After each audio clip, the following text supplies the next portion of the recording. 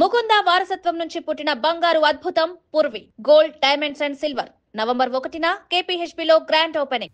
తెలంగాణ రాష్ట్రంలో నిరుద్యోగ మహిళలకు శుభవార్త చెప్పారు మంత్రి సీతక్క.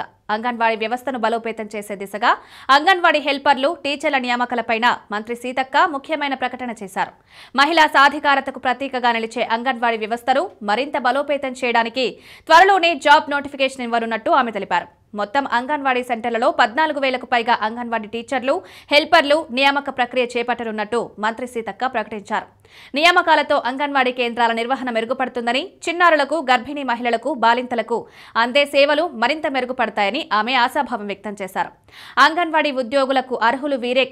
ఇక అంగన్వాడీ టీచర్ పోస్టులకు దరఖాస్తు చేసుకునేవారు సంబంధిత గ్రామాలకు చెందిన మహిళలుగా ఉండాలని సీతక్క అన్నారు.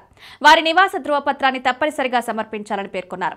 ఈ నియామకాలకు సంబంధించిన పూర్తి విధి విధానాలను ప్రభుత్వం త్వరలోనే వెల్లడిస్తోందని తెలిపారు. వారికి నియామక పత్రాలు అందించి సీతక్క దిశానిర్దేశం. నేడు టీజీపీఎస్సీ ద్వారా కొత్తగా ఎంపికైన 181 మంది గ్రేడ్ 1 సూపర్వైజర్లకు నియామక పత్రాలు అందజేసిన క్రమంలో మంత్రి సీతక్క ఈ వ్యాఖ్యలు చేశారు. ప్రస్తుతం సూపర్వైజర్లకు నియామక పత్రాలు అందుకున్న వారు ఒక్కొక్కరు 25 అంగన్వాడీ కేంద్రాలను పర్యవేక్షించాలని తెలిపారు.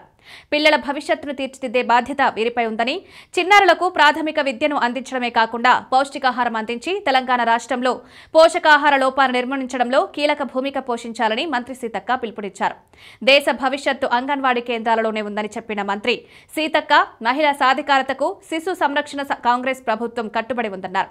మహిళా సాధికారతకు ఇందిరాగాంధీ బీజం వేశారని గుర్తు చేశారు. మహిళా శిశు సంక్షేమానికి తెలంగాణ ప్రభుత్వం పెద్దపీట వేస్తుందని, చిన్నారుల కోసం 57 రకాల ఆట వస్తువులను, యూనిఫామ్లను అందిస్తున్న ఏకైక రాష్ట్రంగా తెలంగాణ రాష్ట్రం నిలిచిందన్నారు.